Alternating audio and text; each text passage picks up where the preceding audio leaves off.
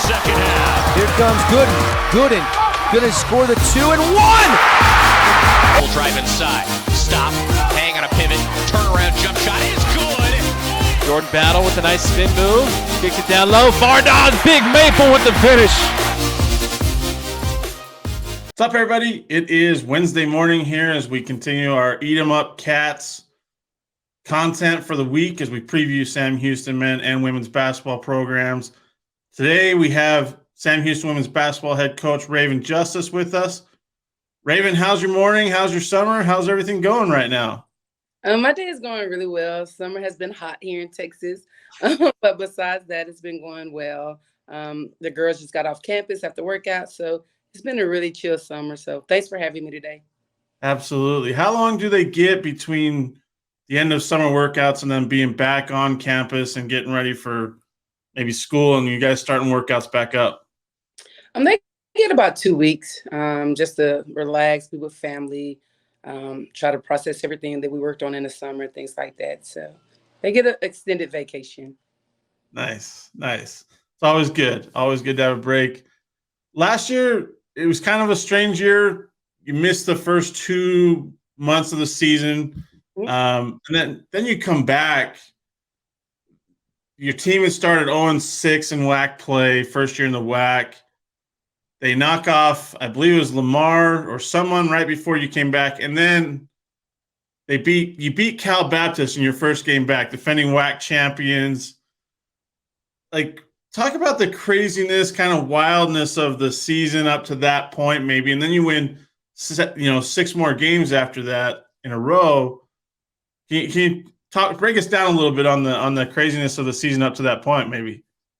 The season was definitely unique. It was a unique season. Unfortunately, I did have to take a leave of absence for 2 months. So before the leave of absence, I only coached 4 games with my team. So we were 4 out of 6. We were 4-6. I'm sorry. So we were 4-6 before I leave. I take the leave, and my team kind of just falls apart for those 2 months.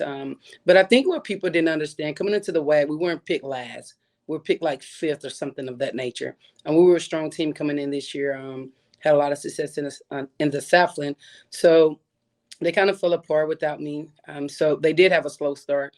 And I think that, people took that for granted. Sam Houston is the old Sam of 4 years ago and things like that. And, just getting back on the floor of my team, getting back to how we play Sam Houston State basketball.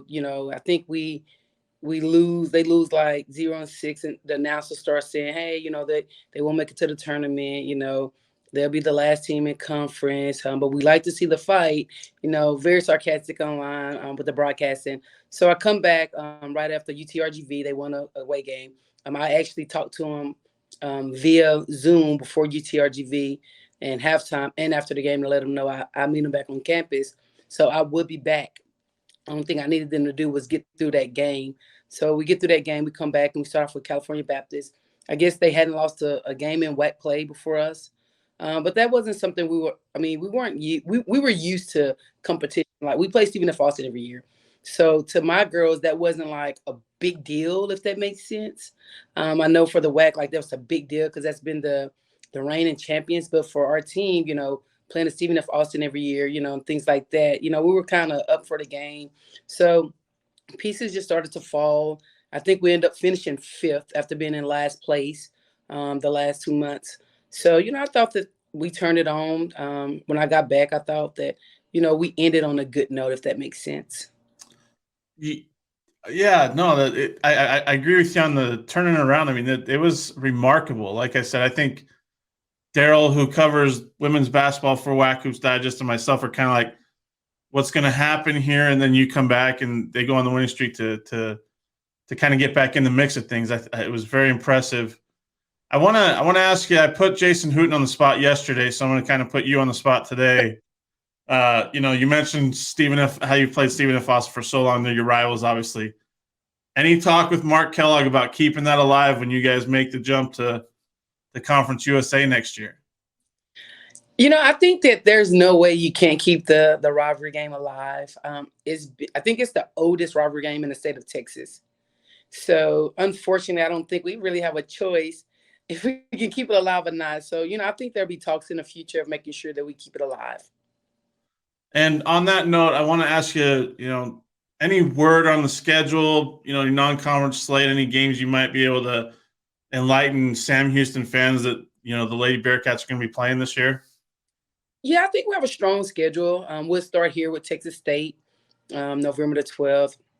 We'll go out to TCU, November the 23rd. Tulane, who's been really good, November the, I think, 18th or the 20th. Sorry, November the 20th. TCU, November the 23rd. We go to Texas Tech, December the 6th. So we have a pretty strong schedule. That's all I can remember off the top of my head. But we have a pretty strong schedule to prepare us for conference next year. And before I get Chelsea brought in here, just I know she's sitting there, gotten all these questions, but I want to ask you, how do you prep a schedule or plan a schedule, I guess you could say, knowing that you lost your top 3 scorers from last year? You kind of have some new faces in. You still have Madeline Batista back, but does it change the way you put together a schedule, or you just put together a schedule and then you kind of recruit the players to adjust to that? How does that work?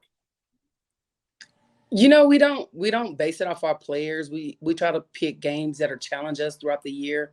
We try to pick a schedule that that'll challenge us, but also give us a little success, and just to see where we are as a team. I'm losing, I think, faith in Courtney.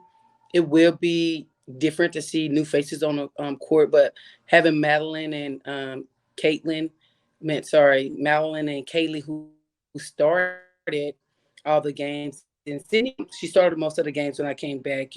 I'd be anxious to see how they handle it as far as leadership and running the team themselves. Chelsea, you can pop in here anytime. I know that you got some questions for Coach, and throw some out there for her. All right. Well, I think I'm just going to start off with, you kind of covered it a little bit in the beginning of this, but what are you looking most to improve upon in your second and final season here in the WAC? Well, to be honest with you, I didn't have a full year in the WAC.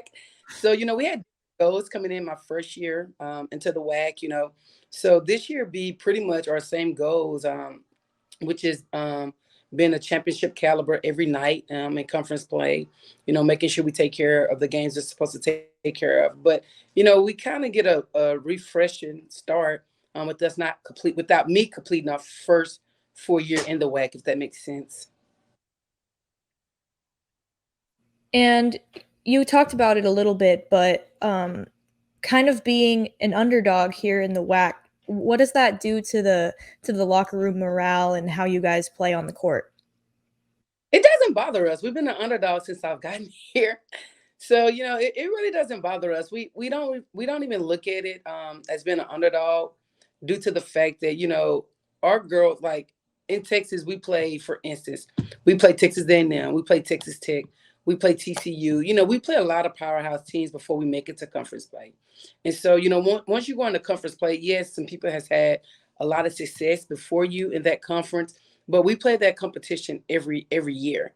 So with saying that, we look at every game like, hey, this is a game we have to go in and win. We don't look at it like, oh, they have this much success or they've done this in the past. We just don't look at it like that. And I totally get hey, y'all are underdogs because it's, the WAC has been here. They always had their championships of who won and things like that. But we just take a different approach to it rather than, hey, they've had so much success. So what are we going to do differently to beat them tonight? And when it comes to the recruiting going into this final season in the WAC, did you do things differently, especially, losing your top 3 scorers that were averaging about 40 points a game? I don't know if we did anything different. Our biggest thing is we try to recruit players to our style of play, which is pretty fast, dribble drive offense. So we play pretty fast, put up a lot of points. So I think we recruit more to our system than we do based on our conference alignment. Ravon, when the WAC schedule, I don't want to say schedule, the conference matchups came out, was there Anything that stood out to you about it? Like, I mean, I know you get Stephen F. Austin twice. You get Abilene Christian twice. I just was wondering if anything stood out to you, maybe your thoughts on it. Just overall thoughts on it. I think, you're just kind of not concerned, but you're trying to think, where's that Seattle game going to fall? Because that's a far travel for us. As far as like the Utah games and things like that, we were expected to play our region games like Stephen F. Austin, Abilene Christian. We thought Lamar would be on there before Lamar got out of the conference, but unfortunately, we're just looking at those faraway games that puts us at not a disadvantage, but that definitely puts a strain on you during the year during travel. So those were the games I think that stuck out to us as far as like where will those games actually fall on the schedule. I want to ask you, a couple of fans asked us on Twitter to ask this. The impact of, your big center from Texas A&M. I hope I don't botch this. Kenyal, is that how you say your name? Kenyal Perry? Yeah, yes. They just want to know kind of, what she's going to bring on both sides of the floor. I did a piece probably like 4 years ago with Rob Lanier, who's the head coach over there at SMU, who used to do Coaches Speak about building relationships and recruiting. And then when you get here, and I knew Kenyal because I recruited her, but she was a top 100 kid coming out of high school. So I think that our relationship has put us in a situation where she can have some success here.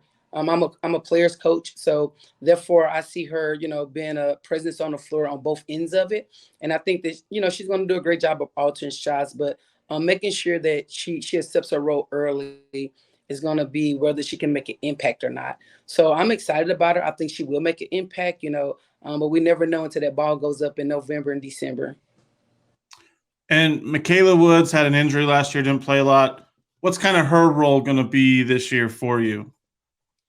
Well, Michaela, I played against her my first 2 years here at Sam. She's a prolific scorer. I think she put 28 on us when she was at UTSA. So, no, I think Michaela, her role will be getting back on the floor, knocking the rust off. Anybody knows coming off an injury, you got to get your confidence back, got to knock off the rust. But I think she'll be a scorer. I think she'll be someone that everybody see early and often putting the ball in the hole. Is there, when it comes to recruiting right now, I mean, obviously you get this last year in the WAC, then you go to Conference USA.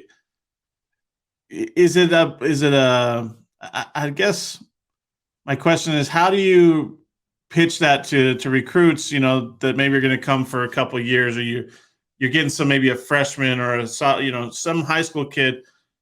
Like that's got to be kind of strange. You're saying, well, we're going to play these teams this year, and then we're going to go play these schools next. Like, talk to me about how interesting that is when you go out to recruit and you have to kind of talk about that. It's been different. I won't lie. That has been a different piece, especially from a coach. This is going to be I'm going into my 5th year here, and I've already been in 3 conferences. So trying to explain to a recruit that after this move, we will have a permanent home.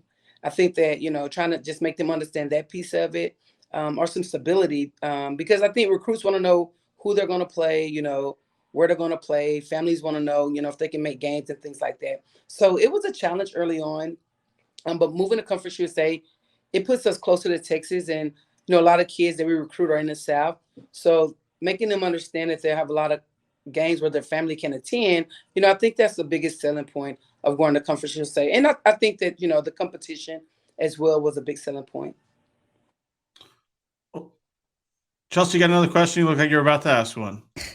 Yeah, I was gonna go back to your recruiting. I would say arguably one of your best recruits and transfers was China Allen, who played really well at Nicholls State and had a great career before that at Jones College and in high school. What did she really bring to the team, and what are you most excited about bringing her in?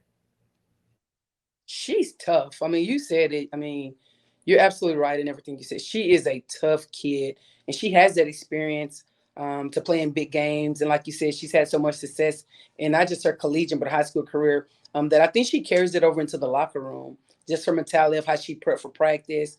She comes in every day with a different challenge. She doesn't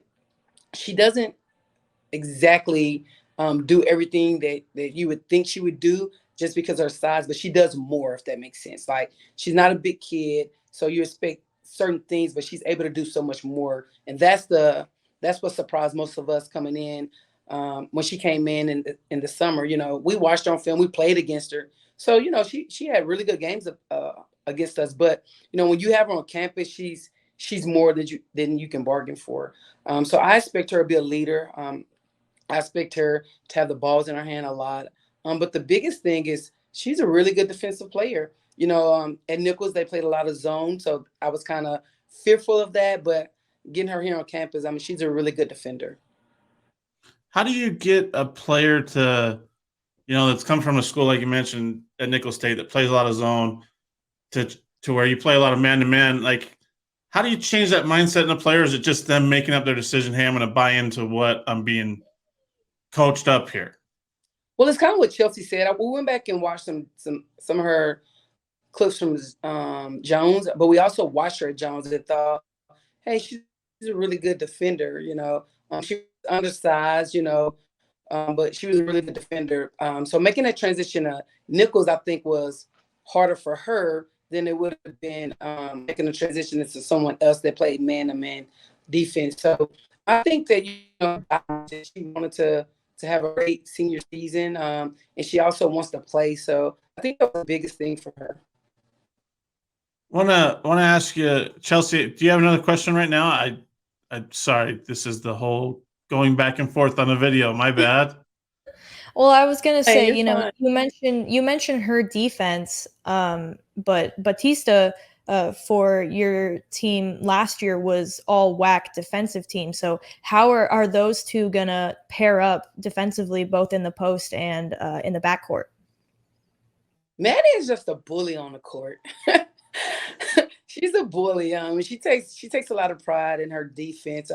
But China's tough. And so I think, when you have the same mentality defensively, I think that you just feed off each other. And that's what they did all summer, just fed off each other. Really intense, very competitive every day. So, we got to see a part of Maddie this summer with her being, or not lone senior, but because this is her senior season, given the COVID year, we got to see her mature a little bit. She's always been the really quiet character on the floor, but losing faith in Courtney, she did a lot more talking. So we got to see Maddie grow up a little bit and get pushed, having China here to pick up the defensive slack. Because I would say Maddie's a good defender, but Coco Cleveland was really good on defensive end for us as well. I wanna ask you about, having Faith Cook. You had her for, I believe, it was 4 years almost with all the COVID stuff. I mean, what does she mean to you as a coach? And you brought her in from, it was UTEP, and I mean, I remember watching you guys in the WAC tournament, and I mean, she was the smallest player on the court, but most of the time the best player on the court. Like, just maybe talk about what she meant to you as a player, and what you saw from her and her development and growth. We have a really strong bond. In Faith, I think we connected really, really early due to the fact before all the transfer rules, she had to sit out. And so, her taking a chance on me, it was my first year at Sam, asking her to come help me build something here at Sam Houston, and for her to come and trust me enough to sit out and just wait her turn. It means the world to me. She's very coachable. She definitely developed here. If anybody knew Faye, she was just a really great shooter, but here she was able to do it all, handle the ball, get downhill, make the right passes. Her decision-making was superb. So, our relationship is really strong. We talk every day. We talk often. So, she's somebody I'm going to miss. As a coach, you're always going to a game and you kind of know who's going to show up for you. And I knew exactly what I was going to get out of Faith every night. I knew exactly what she was going to give me every night. So losing her, I think it takes my comfort zone a little bit because I know exactly who I can depend on and that was Faith. I know I could put the ball in her hands and she was going to make these happen. So it's going to be different, having a different point guard on the floor and not having that comfort zone. Speaking of the comfort zone, someone, Bearcat fan asked us to ask this. Who's going to be that player that maybe steps into that role, or who takes on that leadership role? I think you'll be surprised. I think China will be someone that shows early signs of success. But, we also have Tierney Coleman from Oral Roberts, who was the freshman of the conference over there. So I think she'll be really strong for us. Her first year here. But Kaylee Jefferson, I think we all forget about Kaylee just because she does all the small things. But Kaylee, I mean, she hits the big three against Cal Baptist for us to win. In the conference tournament against Lamar, I think she has a double-double. So Kaylee is going to be a part of winning games or losing games next year. Chelsea, you got another question? Yeah, well, I think the talk of the offseason was really this new tournament seeding system. What are your thoughts on that, and how is that going to affect your expectations going into those known conference games? I had to learn it first. Like, it took me a while to figure it all out. Not going to even lie. So after trying to digest it and understand it, I can't say, it's a bad thing or it's a great thing because it's never been done before, in conference. So I think the biggest misconception of it is, is those teams that don't have strong schedules that win a lot of games. That I think that's what scared everybody first, is them having higher seeds. But after you kind of sit down, digest it, and try to understand it better, I don't think it's a bad thing, but it's totally something different. And I think towards the end of the year, more coaches will have a bigger opinion about it than now. Yeah, I'm kind of that same opinion, that it's kind of a wait and see right now to see how the seedings and everything work out, because that'll be interesting.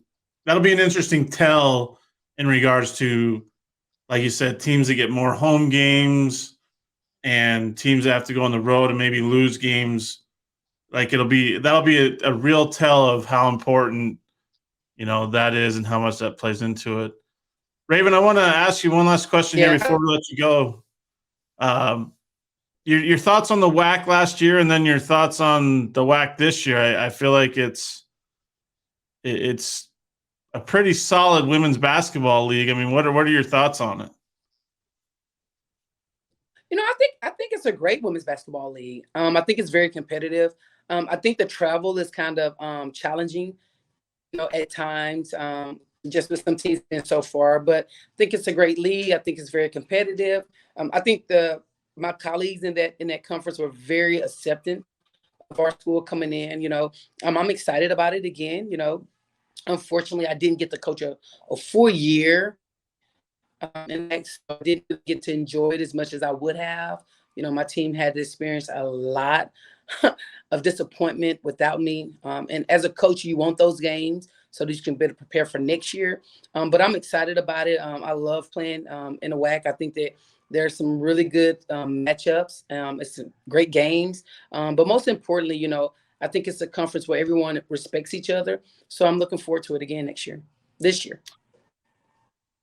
That is Sam Houston women's basketball head coach Ravon Justice. Ravon, appreciate you taking the time out here in middle of August. I know we'll be talking to you in October at Media Day, and looking forward to a fun season, your final season in the WAC. And